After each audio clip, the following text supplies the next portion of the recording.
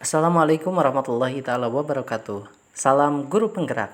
Perkenalkan, nama saya Herman, calon guru penggerak angkatan 10 dari Kabupaten Garut, Jawa Barat. Saya didampingi oleh Bapak Haji Edi Hernadi MSI sebagai fasilitator dan Bapak Cucu Suryana MPD sebagai pengajar praktik. Di video kali ini, saya akan memperlihatkan aksi nyata modul 1.4, yaitu diseminasi budaya positif yang telah saya laksanakan di SD Negeri 1 Mekarsari. Selamat menyaksikan.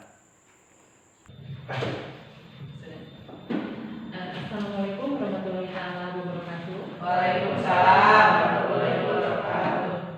Puji syukur kami panjatkan kepada Allah Subhanahu wa taala yang telah melimpahkan rahmat dan hidayah kepada kita semua sehingga kita bisa berkumpul kembali di acara diseminasi budaya positif yang diadakan pada tanggal 10 Juni 2024. Adapun susunan acara, yang pertama pembukaan, kemudian yang kedua menyanyikan lagu Indonesia Raya, berikutnya sambutan Bapak Kepala Sekolah, kemudian keempat materi yang disampaikan oleh Bapak Herman SPD selaku CGP angkatan 10, kemudian diskusi, dan yang terakhir penutup. Untuk mengawali acara pembukaan kali ini, kita berdoa sama-sama dengan mengucapkan Bismillahirrahmanirrahim. Bismillahirrahmanirrahim. Kemudian kita lanjutkan ke acara berikutnya, yaitu menyanyikan lagu Indonesia Raya yang dipimpin oleh Ibu Sri. Hadirin dimohon berdiri.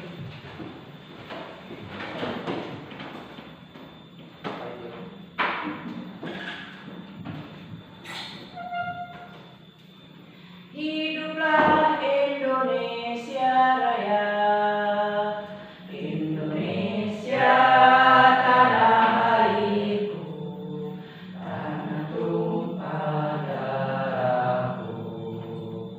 Di sanalah aku berdiri, jadi pandu ibuku. Indonesia kebangsaanku, bangsa dan tanah airku. Marilah kita berseru, Indonesia bersatu. Hiduplah tanahku, hiduplah negeriku, bangsaku, rakyatku semuanya.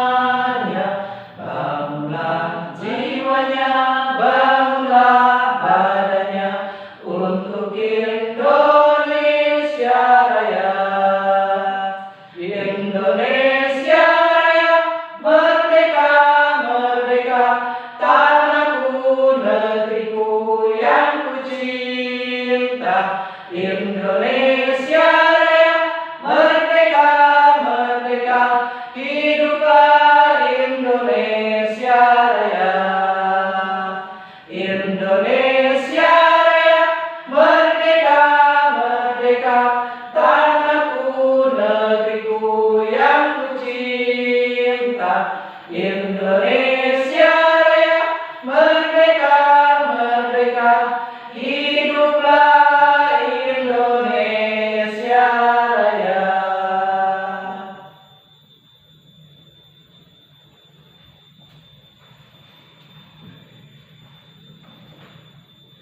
Hadirin dimohon untuk duduk kembali.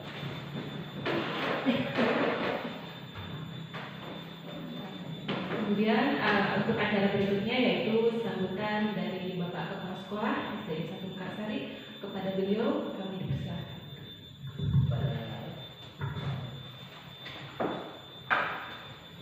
Bismillahirrahmanirrahim. Assalamualaikum warahmatullahi wabarakatuh. Waalaikumsalam warahmatullahi wabarakatuh. Alhamdulillahirabbil alamin wa bihi nasta'inu ala umuri dunya waddin. Allahumma shalli ala sayyidina Muhammad wa ala ali sayyidina Muhammad. Bismillahirrahmanirrahim. Rabbi shrah li sadri wa yassir li amri wa hlul 'uqdatam min lisani yafqahu qawli.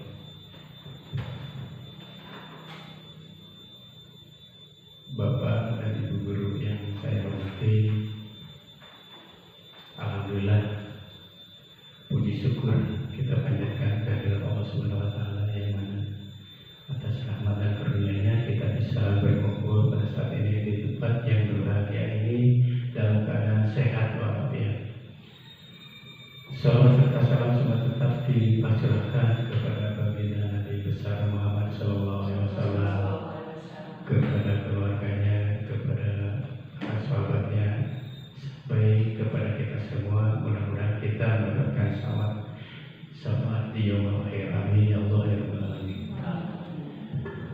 Pada kesempatan ini tidak akan banyak yang akan saya sampaikan selain ucapan terima kasih kepada Bapak dan Ibu guru yang sudah hadir di sini dalam acara mengikuti seminar tentang diseminasi budaya positif di sekolah yang nanti materinya akan dibawakan oleh Bapak Herman SPD selaku calon guru penggerak angkatan 10.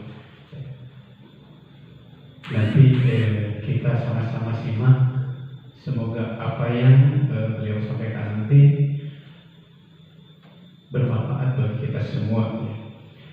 Mengambil ini arti diseminasi sedikit saya akan ulas itu tentang kegiatan yang ditujukan kepada kelompok target atau individu agar mereka memperoleh informasi, timbul kesadaran, menerima dan akhirnya memanfaatkan informasi tersebut. Dalam hal ini informasi yaitu tentang budaya positif di sekolahnya. Dan untuk selanjutnya marilah kita sama-sama ikuti, kita simak apa yang akan disampaikan oleh materi pada saat ini ya. Untuk mempersingkat waktu saya ditutupkan sampai di sini saja dulu ya. Terima kasih atas segala perhatian, atas segala keulangan. Assalamualaikum warahmatullahi wabarakatuh. Waalaikumsalam warahmatullahi wabarakatuh.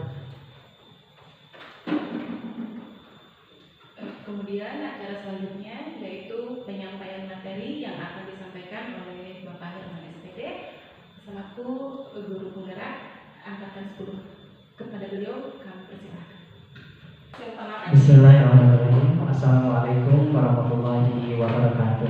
Waalaikumsalam warahmatullahi wabarakatuh. Alhamdulillahirabbil alamin wassalatu wassalamu ala asyrofil anbiya'i wal mursalin wa ala alihi washabihi ajmain. Rabbi shrah li sadri wa yassir li amri wahlul 'uqdatam min lisani yafqahu qawli. Amma ba'du. Bapak Kepala Sekolah yang sangat saya hormati, serta Bapak Ibu Guru SD Negeri 1 Mekarsari yang saya hormati. Pertama-tama, marilah kita memanjatkan puji dan syukur kehadirat Allah Subhanahu wa taala karena pada siang hari ini atas rahmat dan karunia-Nya kita dapat melaksanakan salah satu agenda dari runtutan agenda yang ada di calon guru penggerak angkatan 10 ini, yaitu diseminasi budaya positif di sekolah. Salawat beserta salam semoga selamanya tercurah limpah kepada baginda Nabi besar Muhammad sallallahu alaihi wasallam, kepada sahabatnya, kepada umatnya, kepada keluarganya, sampai kita selaku umatnya. Mudah-mudahan kita mendapat syafaat darinya. Amin ya Allah ya rabbal alamin. Bapak dan Ibu, sebelum saya melanjutkan pemaparan materi tentang budaya positif di sekolah ini, saya mengucapkan terima kasih sebanyak-banyaknya kepada Bapak Ibu Guru, Bapak Kepala Sekolah yang pada saat ini dapat hadir di acara ini, karena tanpa dukungan dan motivasi dari Bapak Ibu semuanya tidak akan mungkin acara ini dapat terlaksana. Oleh karena itu, saya sekali lagi mengucapkan banyak terima kasih Bapak Ibu. Nah Bapak Ibu, sebelumnya perkenalkan dulu, nama saya Herman SPD, merupakan CGP angkatan 10 dari Kabupaten Garut. Di dalam mempelajari atau melalui kegiatan di CGP ini, saya didampingi oleh Bapak Haji Edi Hernadi, MSI sebagai fasilitator, kemudian Bapak Cucu Suryana MPD sebagai pengajar praktik. Bapak Ibu, adapun tujuan kegiatan ini adalah CGP dapat menyampaikan pembelajaran dari penerapan konsep inti modul budaya positif serta pemahaman mereka mengenai konsep inti dalam modul budaya positif di sekolahnya. Berdirinya saya di sini bukan untuk mengajari ya Bapak Ibu, tapi untuk belajar bersama-sama karena saya juga dalam tahap belajar gitu. Tidak ada maksud untuk menggurui, mohon maaf. Nah, coba kita lihat cuplikan. Ini lembaga riset internasional bahwa tingkat stres guru itu lebih tinggi dibandingkan pekerjaan yang lain. Kenapa? Di situ disebutkan antara lain karena perilaku siswa. Nah, Bapak Ibu, itu adalah cuplikan, walaupun hanya sedikit kita dapat mengambil maknanya dari sana. Pada saat Hari Guru Nasional tahun 2023 tanggal 25 November, Bapak Presiden kita yaitu Bapak Joko Widodo menyampaikan sebuah pidato yang salah satu kutipan isinya adalah tingkat stres guru itu lebih tinggi dibandingkan dengan profesi yang lainnya. Kenapa hal itu dapat terjadi? Nah, kita dapat lihat ilustrasi-ilustrasi yang ada di depan kita. Apa sih yang membuat guru itu stres? Pertama, adanya perkelahian antar murid. Kemudian apalagi? Adanya siswa yang kena bully di sekolah. Kemudian adanya siswa yang malas belajar. Bahkan ada yang suka berebut di sekolah, seperti nampak pada gambar-gambar tersebut. Itu membuat kita sebagai guru itu mudah sekali stres. Nah, bagaimana caranya agar kejadian-kejadian itu dapat kita atasi? Salah satunya yaitu dengan berkolaborasi di sekolah untuk menciptakan budaya positif. Nah, kita mengharapkan semuanya pasti bahwa di sekolah itu murid-murid itu harus bahagia, ceria, saling menghargai antar temannya. Kemudian mereka mampu mengeksplorasi dirinya dengan cara mempelajari berbagai materi yang sesuai dengan tingkatannya dan sesuai juga dengan minatnya, sehingga menimbulkan menimbulkan situasi belajar yang menyenangkan. Nah, Bapak Ibu, sebelum kita lanjutkan, coba di sini ada beberapa pernyataan. Yang pertama pertanyaannya, apakah Bapak Ibu setuju dengan pernyataan berikut? Nomor 1, pemberian hukuman dapat mendisiplinkan siswa. Bagaimana dengan pernyataan tersebut? Apakah setuju atau tidak? Untuk pemberian hukuman dapat mendisiplinkan siswa itu kurang setuju lah. Gitu ya, kurang setuju. Kemudian yang kedua, memberikan hadiah dapat meningkatkan prestasi siswa. Apakah setuju dengan pernyataan tersebut? Setuju? Boleh. Coba yang setuju aja kata. Terus alias singkat program kali ini ya. Iya, banyak di antara kita setuju bahwa pemberian hadiah dapat meningkatkan prestasi siswa. Kemudian yang ketiga, guru itu harus mampu memberikan solusi untuk setiap siswa yang bermasalah. Iya, berarti hampir semua dari kita setuju dengan pernyataan tersebut. Kemudian yang nomor 4, guru itu harus berperan sebagai teman bagi siswanya. Setuju? Iya. Nanti setelah kita menyelesaikan mempelajari materi-materi yang akan kita pelajari, mudah-mudahan dapat mempertegas apakah pernyataan kita itu sesuai atau tidak dengan yang seharusnya gitu. Kemudian ini pertanyaannya, apa itu budaya positif? Jadi budaya positif itu adalah perwujudan dari nilai-nilai atau keyakinan universal yang ditetapkan di sekolah. Di sini ada nilai, ada keyakinan universal. Nilai itu adalah sesuatu yang sudah dianggap baik, sedangkan universal itu menyeluruh, tidak memandang agama, suku, ras, budaya, pokoknya dianggap baik oleh seluruh komponen yang ada di muka bumi ini. Lalu bagaimana sih melaksanakan budaya positif tersebut? Nah, ini ada konsep inti untuk menciptakan budaya positif di sekolah. Yang pertama, ada yang disebut dengan disiplin positif. Kemudian kedua, nilai-nilai kebajikan. Ketiga, motivasi perilaku manusia. Keempat, ada hukuman, konsekuensi, dan restitusi. Kelima, keyakinan kelas. Keenam, kebutuhan dasar manusia. Dan ketujuh, 5 posisi kontrol. Dan yang kedelapan, segitiga restitusi. Nah, apa sih disiplin positif itu? Nah, disiplin positif adalah cara menerapkan pendisiplinan yang bertujuan untuk menumbuhkan kesadaran serta memberdayakan anak untuk mandiri. Disiplin positif dilakukan supaya anak melakukan sesuatu bukan karena ditakut-takuti dengan hukuman, ancaman, atau karena dijanjikan hadiah. Misalnya seperti ini Bapak Ibu Guru. Di sekolah kita kan punya aturan. Anak pasti semua guru itu mengharapkan anak yang disiplin terhadap aturan. Nah, yang dimaksud dengan disiplin positif itu adalah disiplin yang tanpa adanya intimidasi, paksaan, tanpa adanya hukuman, tetapi disiplin yang murni benar-benar karena ada dorongan dari dalam dirinya. Nah, bagaimana cara melakukannya? Nanti kita akan pelajari lebih lanjut.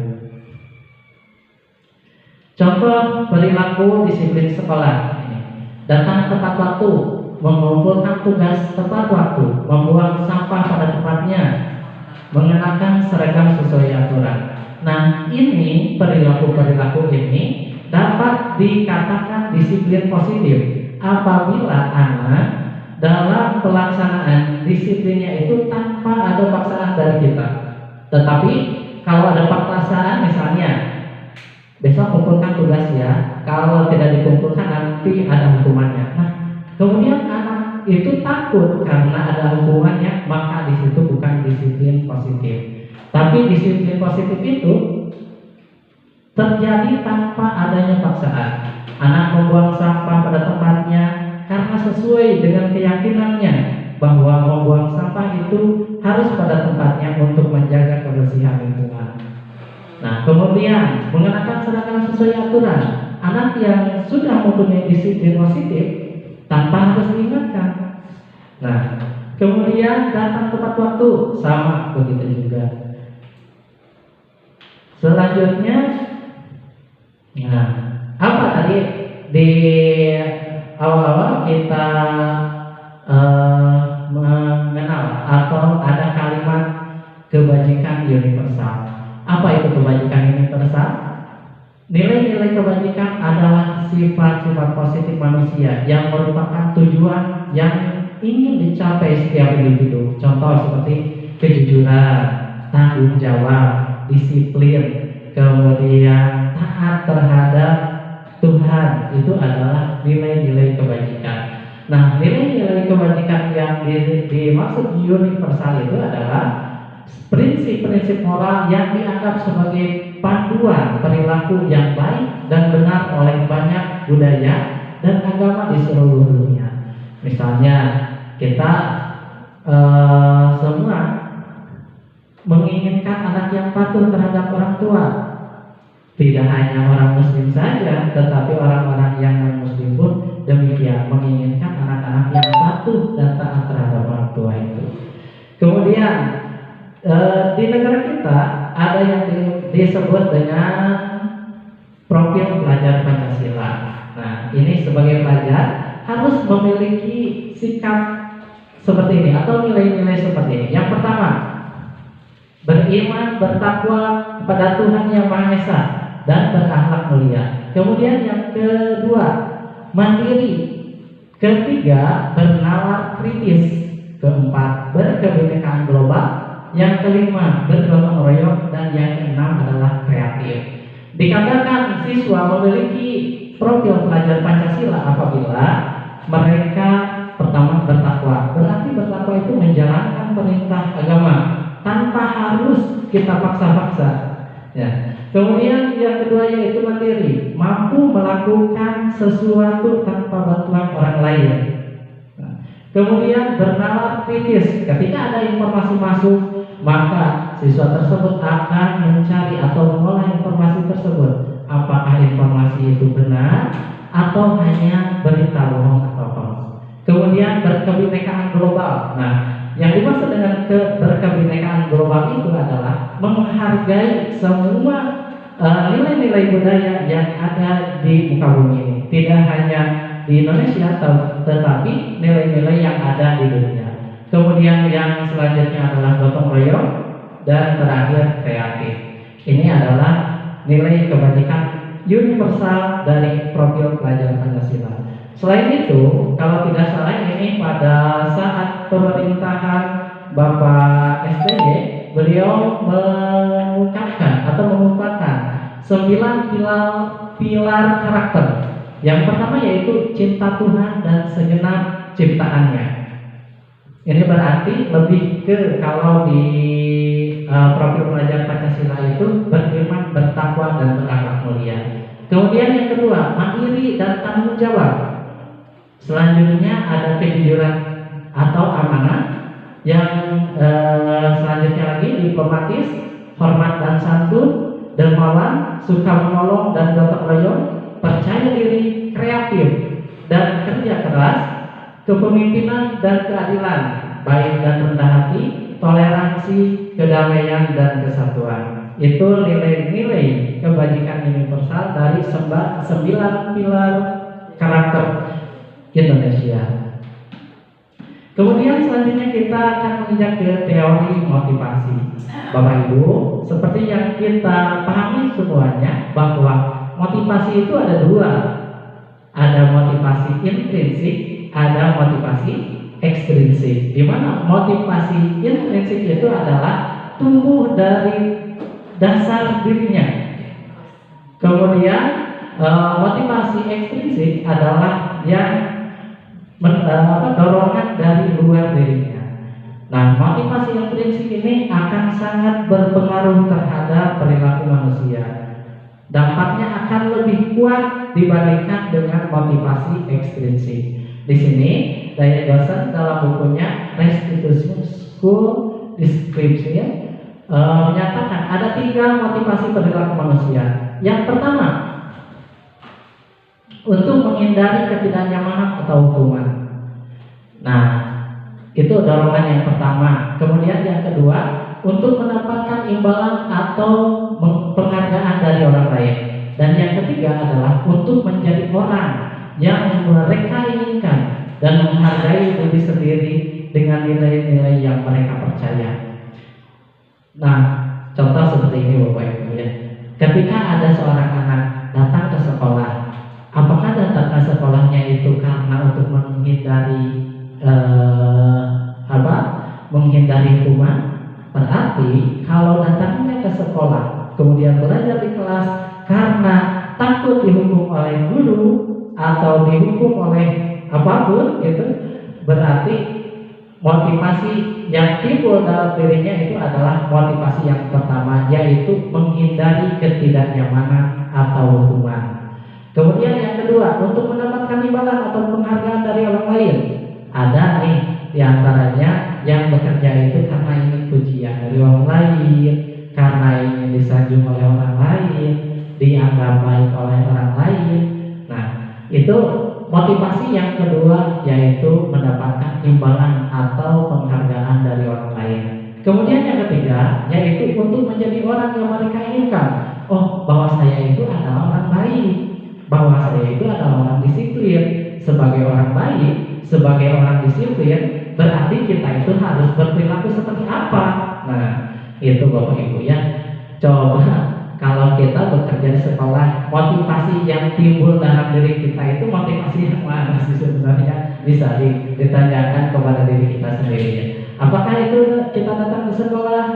menghindari ketidaknyamanan atau hukuman, mendapatkan imbalan, atau memang ingin menjadi orang yang mereka kehendaki gitu. Nah, itu tentang teori motivasi. Jadi motivasi itu intinya ada dua, ada motivasi internal, ada motivasi eksternal.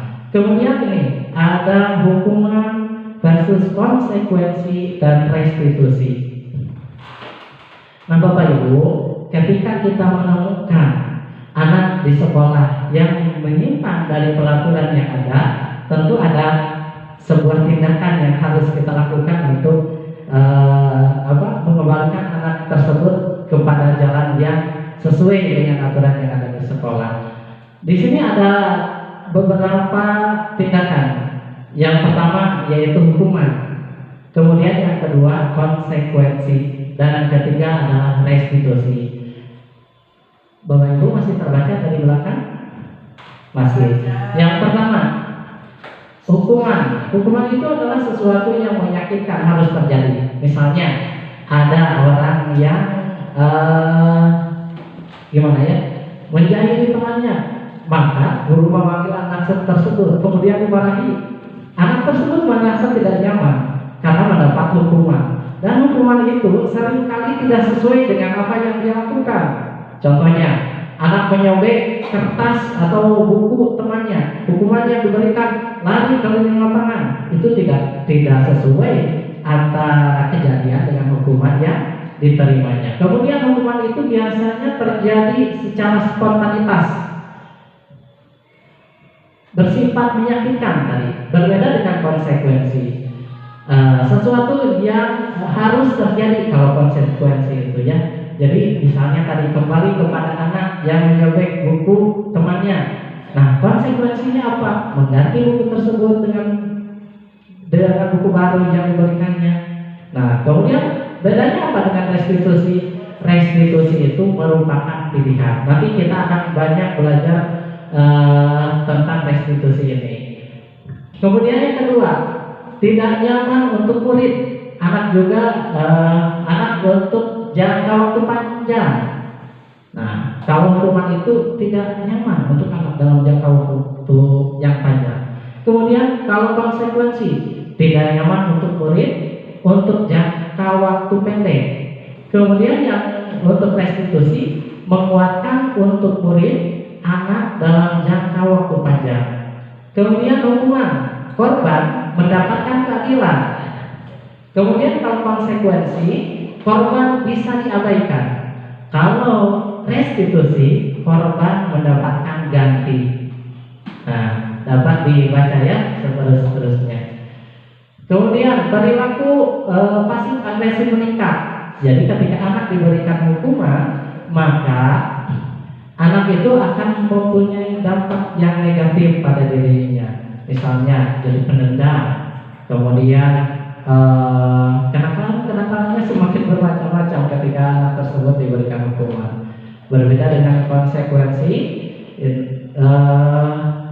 di mana penguatan hanya bertahan dalam jangka waktu pendek saja. Kemudian kalau restitusi, anak itu dapat memecahkan permasalahannya. Ini tidak dibahas terlalu banyak karena masih banyak yang harus disampaikan. Kemudian, nah ini ya, hukuman, konsekuensi, dan restitusi. Di sini, kalau hukuman tadi itu bagi anak bersifat negatif ya. Kemudian kalau konsekuensi itu netral, karena biasanya konsekuensi itu sudah tertulis aturannya. Jika anak tidak datang ke sekolah 5 hari berturut-turut, maka dipanggil orang tuanya. Itu adalah konsekuensi, bukan hukuman.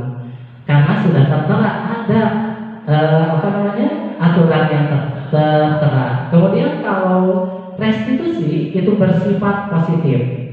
Nah, kalau hukuman itu dibuat oleh guru, sedangkan kalau konsekuensi itu dibuat oleh guru dan murid. Kemudian kalau restitusi itu dibuat oleh peserta didik. Bagaimana sih cara membuat restitusi itu? Nanti kita lanjutkan ya. Kemudian hukuman itu sifatnya tidak terencana, bersifat satu arah, bisa berupa hukuman fisik, psikis, atau kata-kata kasar. Nah, kalau hukuman tadi tidak terencana, jadi bersifat spontan, bersifat satu arah, biasanya anak itu tidak diberikan untuk menjelaskan kenapa hal tersebut terjadi. Kemudian tidak diberikan kesempatan untuk menyelesaikan masalahnya sendiri. Tetapi hukuman itu bersifat satu arah. Kemudian dapat berupa hukuman fisik, psikis, atau kata-kata kasar. Berbeda dengan konsekuensi. Kalau konsekuensi itu bersifat terencana dan sudah disepakati. Bentuk-bentuk konsekuensi dibuat oleh pihak guru atau sekolah. Nah, ini biasanya tertera kalau konsekuensi itu. Berbeda dengan restitusi. Restitusi adalah proses menciptakan kondisi bagi murid untuk memperbaiki kesalahan mereka sehingga mereka bisa kembali pada kelompok mereka dengan karakter yang lebih kuat. Bapak Ibu, mari kita perhatikan pernyataan-pernyataan di depan ini. Ada 7 pernyataan. Pernyataan yang pertama, mencatat 100 kali di dalam buku kalimat "Saya tidak akan terlambat lagi karena terlambat sekolah." Itu merupakan hukuman, konsekuensi, atau restitusi. Sekali lagi, mencatat 10 kali di dalam buku kalimat "Saya tidak akan terlambat lagi." Itu merupakan hukuman, konsekuensi, atau restitusi. Hukuman ada hubungannya tidak antara terlambat ke sekolah dan mencatat 100 kali? Tidak ada ya. Berarti itu adalah hukuman. Kemudian yang kedua, lari mengelilingi lapangan basket 2 kali karena terlambat hadir di sekolah. Hukuman jelasnya. Kemudian yang ketiga, membersihkan coretan yang dibuatnya di meja tulis. Apakah hukuman atau konsekuensi? Lebih ke konsekuensi ya. Berarti kalau konsekuensi itu dia mempertanggungjawabkan apa yang dibuatnya. Kalau hukuman itu tidak ada hubungan antara perbuatan dengan hukuman yang diberikan. Tadi hukuman itu bisa berupa kata-kata kasar, hukuman fisik, dan psikis juga. Kemudian nomor 4, murid diminta untuk push up 15 kali karena tidak menggunakan masker di sekolah. Hukuman atau konsekuensi? Ada hubungannya tidak? Kalau tidak ada hubungan berarti itu adalah hukuman. Berdiri di depan kelas sambil mengangkat satu kaki karena tidak bisa menjawab pertanyaan. Hukuman ya. Tidak ada korelasinya antara kesalahan dengan tindakan yang diberikan. Kemudian keenam, membersihkan WC karena merusak pensil teman. Hukuman. Kalau konsekuensi kira-kira apa untuk nomor 6 ini konsekuensinya? Mungkin mengganti pensil tersebut. Iya, berarti mengganti pensil tersebut. Ya, karena telah dipatahkan. Kemudian ke-7, lari keliling lapangan karena terlambat 10 menit saat pelajaran PJOK. Konsekuensi. Karena pelajaran PJOK, maka diberikan konsekuensi yang sesuai dengan perilaku itu. Kemudian kita lanjut ke keyakinan kelas. Apa sih keyakinan kelas? Keyakinan kelas itu adalah merupakan metode untuk menimbulkan kembali disiplin positif yang didasari oleh motivasi dari dalam diri. Implementasi keyakinan kelas ini dilatar belakangi bahwa ditemukannya beberapa murid yang masih perlu diingatkan untuk melakukan tindakan kebaikan atau kedisiplinan. Jadi adanya keyakinan kelas. Contoh seperti ini Bapak Ibu. Ketika ada seorang siswa menemukan uang lebaran, uang misalnya 50.000. anak tersebut atau murid tersebut kemudian memberikannya kepada guru untuk dicarikan siapakah pemilik uang atau siapakah yang kehilangan uang tersebut. Nah, sedangkan anak tersebut ketika menemukan uang tersebut sedang sendirian, tidak ada yang melihat. Nah, itu merupakan bentuk dari keyakinan bahwa dia meyakini uang tersebut bukan miliknya, bukan haknya, maka dia kembalikan kepada guru untuk dicarikan pemilik dari uang tersebut. Maka anak tersebut sudah mempunyai keyakinan dalam dirinya. Nah, keyakinan ini bisa dilaksanakan di kelas. Contoh keyakinan yang di kelas bahwa kelas itu harus bersih, kemudian belajar harus kondusif, kemudian harus mengerjakan tugas. Kemudian yang selanjutnya, nah, keyakinan kelas ini dapat kita lihat. Contoh, anak yang mempunyai keyakinan kelas datangnya itu akan tepat waktu, kemudian memperhatikan saat guru berbicara, apalagi menjaga kebersihan kelas, kemudian menghargai pendapat teman, selanjutnya berempati, dan yang terakhir kerjasama. Ini banyak contoh-contoh yang lain dari sini.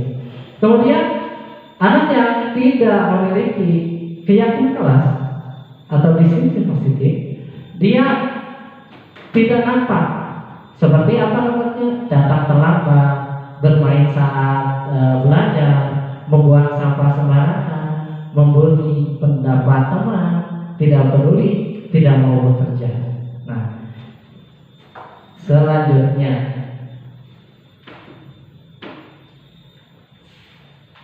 ya, ini misalnya ada keyakinannya itu adalah menghormati orang lain dan barang miliknya. Akan tampak seperti apa? Dia mengucapkan terima kasih ketika selesai meminjam barang orang lain. Kemudian apa lagi? Meminta izin saat meminjam. Kemudian menyapa saat bertemu.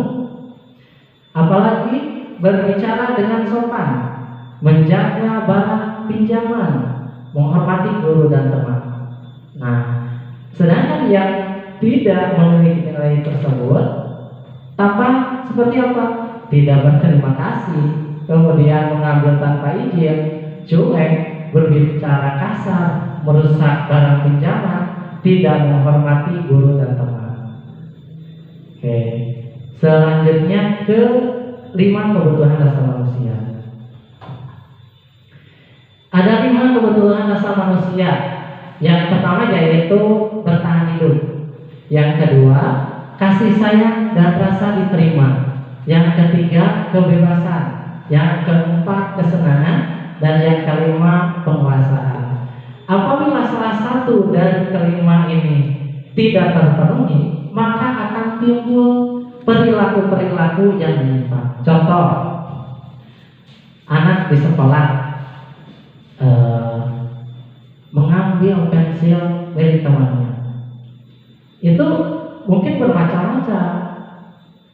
Yang pertama, karena dia iseng melihat temannya itu kehilangan pensilnya, berarti apa yang dia belum terpenuhi, yaitu kesenangan. Jadi ketika mencari kesenangan dengan caranya sendiri, dengan melanggar aturan yang ada, maka anak tersebut kekurangan atau kebutuhan dasarnya tidak terpenuhi. Coba kalau kebutuhan dasarnya terpenuhi, mungkin anak tersebut tidak akan melakukan hal tersebut.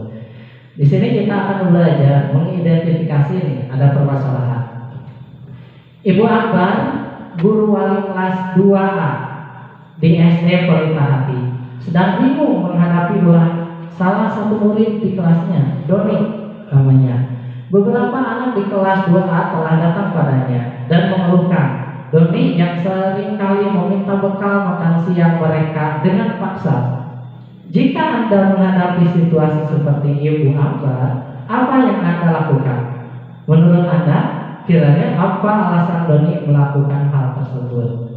Nah, kita hubungkan dengan 5 kebutuhan dasar tadi ya Bapak Ibu. Misalnya, di sini ada kebutuhan dasar bertahan hidup. Tadi sudah dijelaskan sedikit ya, yaitu kebutuhan yang bersifat fisiologis untuk bertahan hidup, misalnya kesehatan, rumah, makan, serta rasa aman. Dalam kasus Doni di atas, apabila Doni ketika ditanya itu keluar jawaban karena orang tuanya tidak membawakan bekal makanan siang, dia merasa lapar di sekolah, kemudian mengambil makanan milik temannya, maka kebutuhan yang belum tercukupi dari Doni itu adalah kebutuhan bertahan hidup. Kemudian yang kedua, kasih sayang dan rasa diterima. Di sini kebutuhan untuk disayang dan diterima meliputi kebutuhan adanya hubungan dan koneksi sosial, kebutuhan untuk memberi dan menerima kasih sayang, dan kebutuhan untuk merasa menjadi bagian dari suatu kelompok. Kebutuhan ini juga meliputi keinginan untuk tetap terhubung dengan orang lain, seperti teman, keluarga, dan gurunya. Nah, apabila dihubungkan dengan kasus dari di atas, ketika ditanya oleh ibu awal tadi, jawaban ini misalnya karena dia merasa senang temannya jadi perhatian dia. Ketika temannya melaporkan tindakannya itu pada guru dan gurunya memberitahu orang tuanya, sehingga orang tuanya menjadi memperhatikan dia, maka kebutuhan dasar yang sedang dipenuhi oleh Doni adalah kebutuhan akan kasih sayang dan rasa diterima. Jadi ketika ada anak mencari perhatian dari guru, kadang-kadang anak tersebut emang kurang kasih sayang dari orang tuanya. Kemudian selanjutnya, kebutuhan yang ketiga yaitu penguasaan. Kebutuhan ini meliputi keinginan untuk dianggap berharga, bisa membuat perbedaan, bisa membuat pencapaian, kompeten, diakui dan dihormati. Dalam kasus di atas, apabila jawaban Doni adalah dia merasa hebat karena temannya jadi takut, maka kebutuhan yang sedang dipenuhi oleh dirinya adalah kebutuhan penguasaan. Selanjutnya,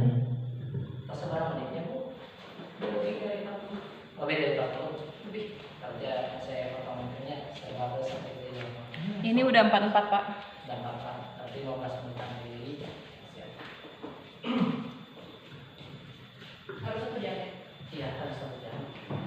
Kemudian kebutuhan yang selanjutnya adalah kebebasan atau kebutuhan akan pilihan. Nah, misalnya jawaban Doni tersebut bahwa dia merasa bosan dengan bekal yang dibawakan ibunya dari rumah. Nah, berarti apa? Kebutuhan yang sedang ia penuhi adalah kebutuhan kebebasan atau kebutuhan akan pilihan. Yang selanjutnya yaitu kebutuhan akan kesenangan. Setiap manusia membutuhkan kesenangan. Kebutuhan untuk mencari kesenangan, bermain dan tertawa. Anak-anak dengan kebutuhan rasa kesenangan yang tinggi biasanya ingin menikmati apa yang dilakukan. Mereka juga bisa berkonsentrasi tinggi saat mengerjakan hal yang disenangi. Contoh dari kasus di atas, apabila jawaban Doni adalah melakukannya karena iseng, sengaja, dan ia menikmati ekspresi wajah teman-temannya yang kesal karena diambil makanannya, dan menurut dia ekspresi teman-temannya itu lucu, maka Doni berarti sedang berusaha memenuhi kebutuhan akan kesenangannya. Nah, di sini untuk selanjutnya kita akan bermain cobalah buka ibu. Kebetulan di sini ada 6 orang, jadi ada 3 pasang. Setiap orang itu mau menjadi satu yang berperan sebagai A dan satu yang berperan sebagai B. Di permainan cobalah buka ini Bapak Ibu, salah seorang di antara Bapak Ibu dari pasangannya itu mengepalkan tangan. Anggap di dalamnya ada sesuatu yang sangat berharga, sehingga Bapak Ibu itu akan mempertahankannya. yang satunya lagi, silahkan berusaha semaksimal mungkin untuk dapat membuka apa yang ada di kepala tangannya. Boleh dengan cara merayu, boleh dengan cara membujuk, bahkan kalau mungkin dengan cara memaksa boleh. Nah, coba sekarang. Apakah Bapak Ibu coba? Siapa yang bagian mengepalkan tangan? Ya, satu saja, Bu, satu saja. Coba, dicoba, boleh dengan segala macam cara. Dari cara iya, Bu. Kira-kira ke Ibu itu tarik-tarik, iya. Tuh, kok Ibu cari asal, kok Ibu di perkeran cobi. Boleh dibuka ke semua. Iya, mau buka sana.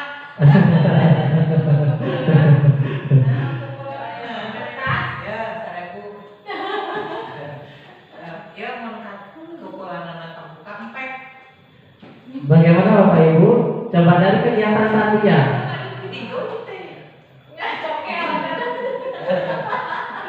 Boleh. Iya. Ibu akan berusaha semaksimal mungkin walaupun dengan ya, untuk mempertahankan apa yang menjadi miliknya.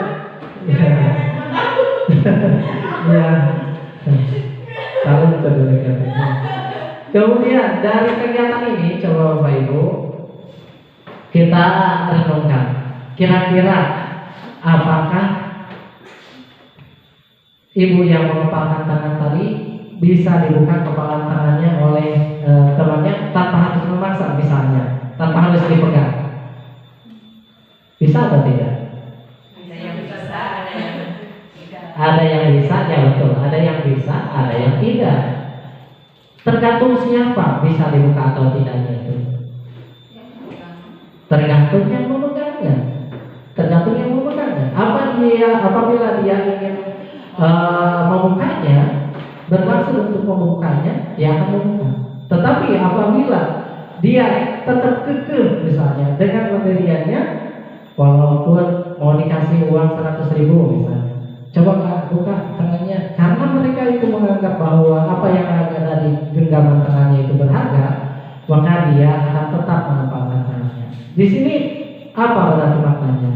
Bahwa kita tidak bisa mengontrol orang lain, hanya diri kita yang dapat mengontrol kita sendiri. Ya, anak pun sama demikian, Bapak Ibu. Anak itu tidak dapat kita kontrol, hanya mereka yang dapat mengontrol dirinya sendiri. Nah, bagaimana saran guru? Nah, coba ini pergeseran paradigma dari stimulus respon ke teori kontrol. Kita sebelumnya belajar tentang teori stimulus respon ya. Di satunya kita belajar tentang stimulus respon. Apabila kita menginginkan respon yang baik, bagaimana stimulus yang kita berikan? Nah, di sini sekarang ini ada pergeseran paradigma dari stimulus respon ke teori kontrol. Ini hanya ilusi ya Bapak Ibu, bahwa guru itu dapat mengontrol murid, padahal sebenarnya tidak. Anak sendiri atau murid sendiri lah yang mereka kontrol. Contoh seperti tadi, ketika kita menggunakan tangan, kita sendiri yang mempunyai tangan ini yang mengontrol tangan itu mau dibuka atau tidak. Kemudian yang kedua, ilusi bahwa semua penguatan positif itu akan efektif dan bermanfaat. Nah, contohnya seperti ini. Dengan memberikan hadiah, anak tersebut akan jauh lebih baik. Misalnya, anak itu ketika masuk ke kelas biasanya ribut-ribut terus. Nah, kemudian kita berinisiatif memberikan hadiah berupa bintang misalnya. Nah, diberitahukanlah kepada anak siapa yang paling bagus barisnya, paling lurus, paling tertib, dikasih bintang. Nah, maka saat itu akan sangat efektif sekali. Anak-anak itu akan dengan antusias karena ingin hadiah tadi. Kemudian lama-kelamaan bagaimana? Anak tersebut akan ketergantungan. Maka pemberian penguatan positif itu sebenarnya belum efektif dan belum bermanfaat secara terus-menerus. Kemudian ilusi bahwa kritik dan membuat orang merasa bersalah dapat menguatkan karakter. Tidak seperti itu sebenarnya. Ketika anak tersebut, misalnya ada seorang anak melakukan kesalahan, kemudian kita mengkritik, kemudian membuat mereka merasa bersalah. Nah, sebenarnya anak tersebut sedang tidak baik-baik saja katanya. Kemudian yang terakhir, ilusi bahwa orang dewasa memiliki hak untuk memaksa. Itu tidak demikian juga. Nah, di sini ada pergeseran paradigma dari stimulus respon ke teori kontrol, di mana pada stimulus respon realitas atau kebutuhan kita itu sama, padahal pada teori kontrol itu tidak demikian, kebutuhan kita itu berbeda. Nah, kemudian yang kedua, semua orang melihat hal yang sama, tidak juga dengan pandangan teori kontrol bahwa setiap orang itu memiliki gambaran yang berbeda. Contoh seperti ketika ada dua orang buta yang menyentuh gajah, ya, sudah kan kata satu orang, oh gajah itu seperti ini ya, karena yang dipegangnya itu adalah belalainya.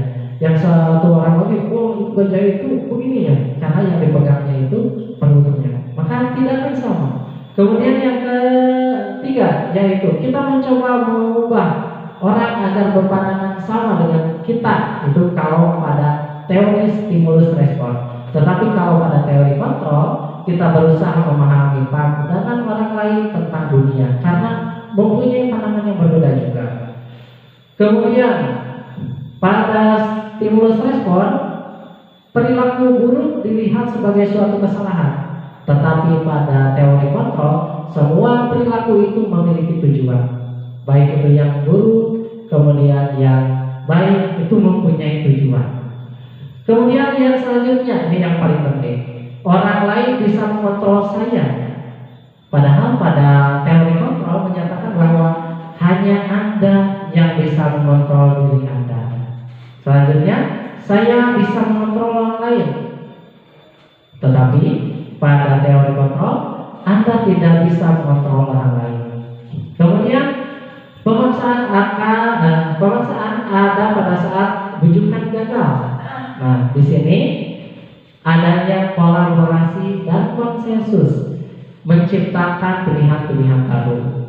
Kemudian yang terakhir, model berpikir menang kalah kalau pada teori stimulus respon atau paradigma stimulus respon. Tetapi pada teori kontrol, model berpikirnya itu adalah menang-menang. Tidak ada yang menang, tidak ada yang kalah. Misal, ketika kita berhasil mendisiplinkan anak, bukan berarti kita menang, anak kalah, bukan. Tetapi dua-duanya ada pada posisi yang positif. Nah, Bapak Ibu, untuk selanjutnya di sini ada penjelasan tentang 5 posisi kontrol. Selamat menyaksikan. Salam bahagia Ibu dan Bapak guru hebat. Dalam penerapan disiplin positif restitusi, salah satu program yang dikembangkan adalah 5 posisi kontrol. 5 posisi kontrol dalam restitusi adalah proses perjalanan seorang pendidik agar dapat mengenali dirinya. Pada video kali ini, kita akan membahas tentang 5 posisi kontrol yang dikembangkan oleh Diane Gosser dan contoh penerapannya.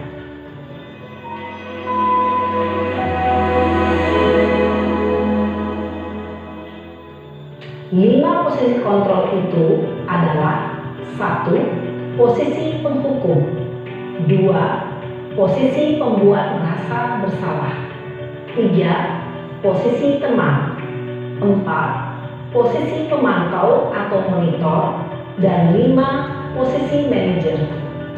Untuk lebih memahami kelima posisi tersebut, mari kita saksikan kasus Naren yang terlambat hadir 20 menit di sekolah dan melihat bagaimana kelima posisi kontrol dalam menghadapi masalah tersebut.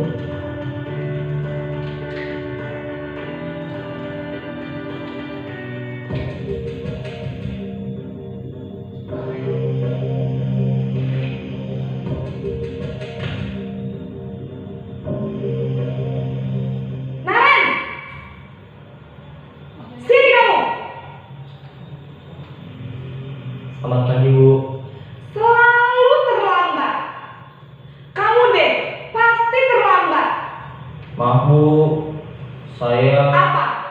Apa coba? Alasan kamu apa lagi? Kapan sih kamu tidak terlambat? Malas sekali ya kamu jadi anak. saya Dasar pemalas. Gak kapok-kapok sih kamu. Sudah berapa kali terlambat? Sana, kamu keliling lapangan basket 2 kali. kenapa saya harus keliling lapangan basket Bu? Kenapa?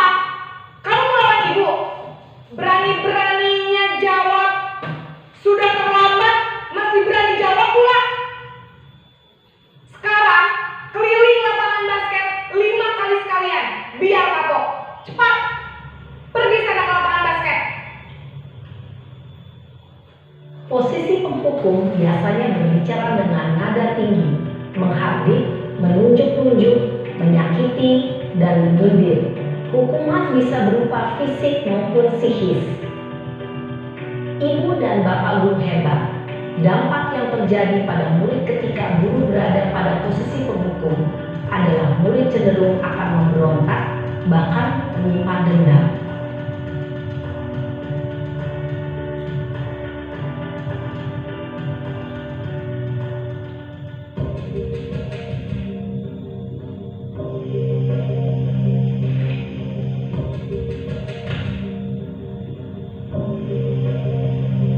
Naren!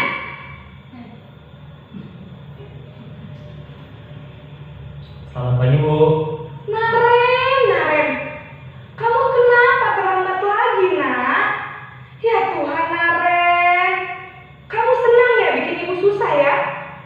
Kalau kamu terlambat lagi, nanti ibu yang ditegur bapak kepala sekolah, nak. Disangka ibu tidak bisa membina kamu. Duh, gimana ini? Maaf Bu. Duh Gusti Naren, kamu suka ya kalau ibu ditegur bapak kepala sekolah? Terus, sekarang ibu harus tulis apa yang di buku absen?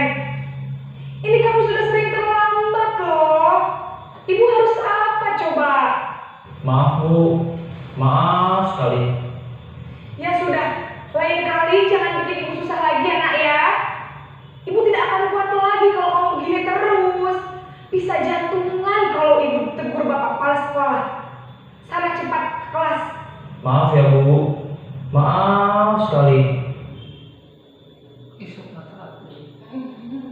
Posisi pembuat rasa bersalah berbicara dengan nada tenang, cenderung lembut, namun kata-kata yang diutarakan membuat murid merasa menjadi orang yang gagal, memandang buruk dirinya sendiri, merasa tidak berharga, dan tidak sanggup membahagiakan orang lain.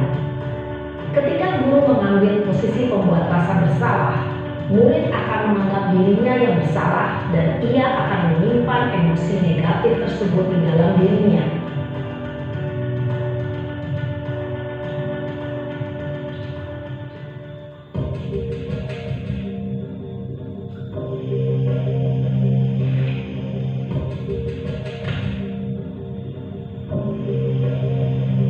Naren!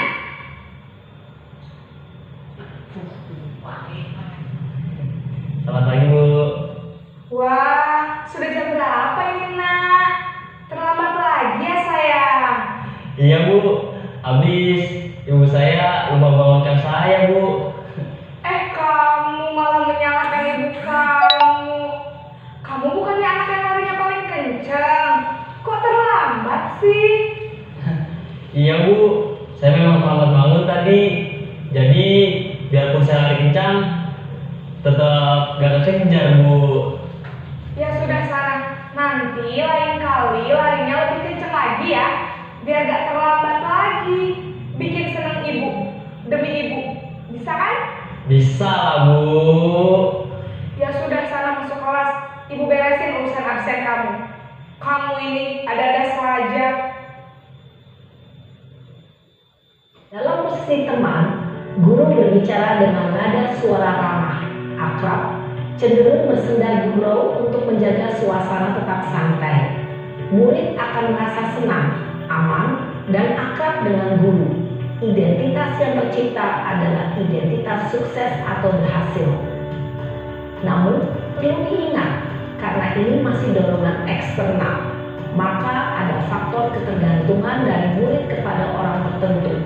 Di sini guru absennya, sehingga di lain waktu murid bisa berperilaku baik, namun hanya kepada orang-orang tertentu saja.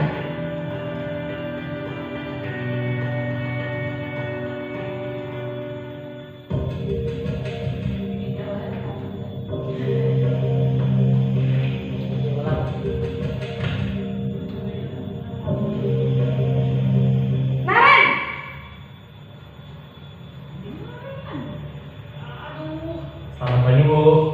Naren, apa peraturan sekolah kita tentang jam berapa kita harus masuk sekolah, Nak? Kita harus di sekolah jam 7, Bu. Iya, betul. Sekarang sudah jam 7.20. Naren sudah tahu konsekuensinya jika terlambat hadir. Paham, Bu. Saya harus tinggal kelas pas jam istirahat selama 20 menit. Iya, benar. Konsekuensinya demikian. Jadi nanti jam 9.30 pas istirahat, kamu harus tinggal di kelas, kerjakan tugas tambahan untuk ketertinggalan kamu, ya? Baik, Bu. Posisi pemantau mengandalkan penghitungan atau data untuk mengontrol murid. Guru mengarahkan murid berdasarkan peraturan dan konsekuensi. Seorang pemantau menunjukkan bahasa tubuh dan ekspresi wajah yang datar dan cenderung formal.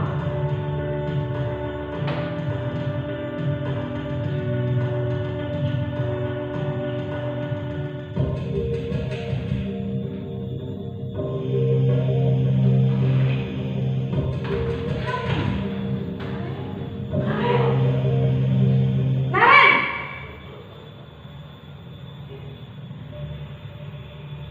Selamat pagi, Bu. Selamat pagi, Naren. Maaf, Bu. Saya terlambat.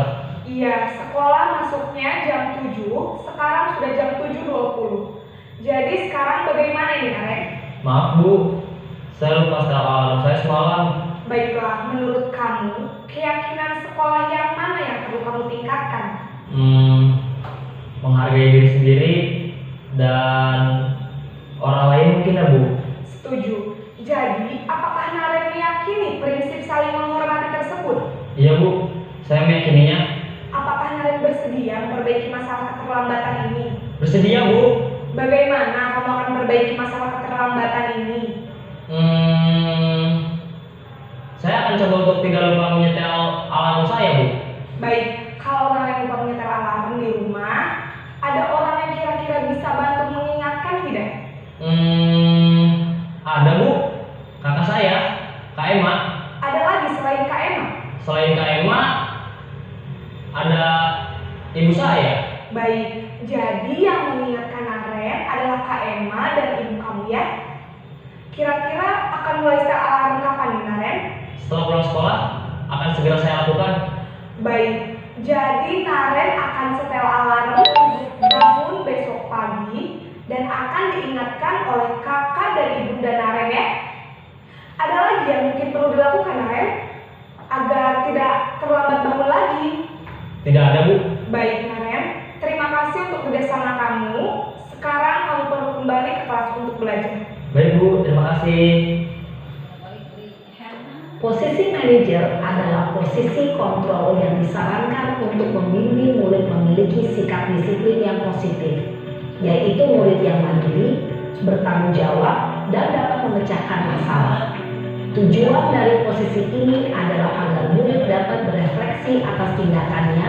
Guru akan dengan tulus memberikan pertanyaan-pertanyaan bermakna, sehingga membuat murid dapat belajar dari kesalahannya dan mencari sebuah solusi untuk menyelesaikannya. Ibu dan bapak guru hebat, setelah mengamati adegan kelima posisi kontrol tadi, kira-kira posisi mana yang paling ideal? Posisi mana yang dapat menunjang motivasi intrinsik murid? Ya, tentu posisi manajer. Posisi ini memang posisi ideal yang ingin dituju setiap pendidik. Pada posisi inilah, guru dapat menerapkan disiplin positif yang berpihak pada murid, yang memerdekakan murid.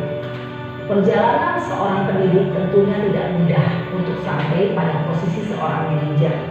Namun, tujuan kita pasti, yaitu menciptakan murid-murid yang mandiri, merdeka, dan bertanggung jawab. Semoga penggambaran 5 posisi kontrol yang telah diperlihatkan ini dapat menjadi ajang refleksi bagi kita semua, agar dapat terus mengasah dan menerapkan disiplin positif yang memerdekakan murid. Mari terus berlatih dan bersemangat. Selamat menerapkan. Salam dan bahagia, Ibu dan Bapak Guru hebat.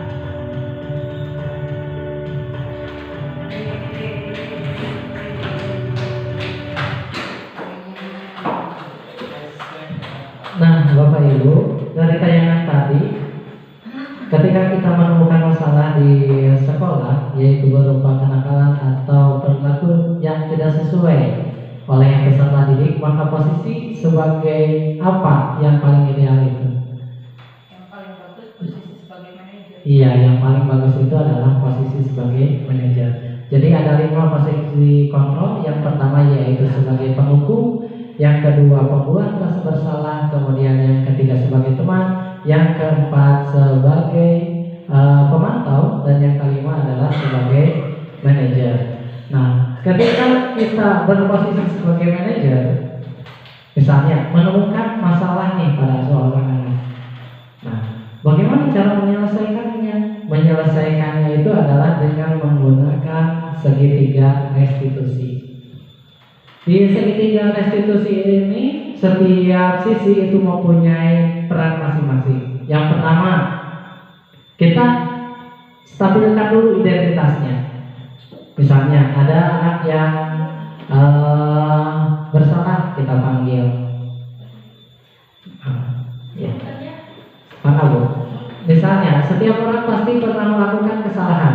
Kemudian setelah itu apa yang kita lakukan? Yaitu validasi tindakan yang salah. Kamu tentunya punya alasan mengapa melakukan hal itu. Misalnya, kita dapat menggunakan pertanyaan seperti itu. Kemudian yang ketiga yaitu menanyakan keyakinan. Keyakinan yang telah kita sepakati adalah apa? Bagaimana solusi dari masalah yang ditimbulkan oleh anak tersebut. Nah, dengan berkomunikasi dengan baik, dengan berkolaborasi dengan anak-anak yang mempunyai penyimpangan tadi, nah kita dapat menggali informasi dan menentukan langkah yang harus mereka ambil sendiri hasil dari kolaborasi dengan kita sebagai guru. Nah, mungkin Bapak Ibu begitulah yang dapat saya sampaikan pada kesempatan ini. Kurang dan lebihnya mohon dimaafkan. Apabila ada yang kurang mengerti, mungkin kita bisa berdiskusi di lain waktu. Terima kasih atas perhatiannya. Assalamualaikum warahmatullahi wabarakatuh. Waalaikumsalam warahmatullahi wabarakatuh.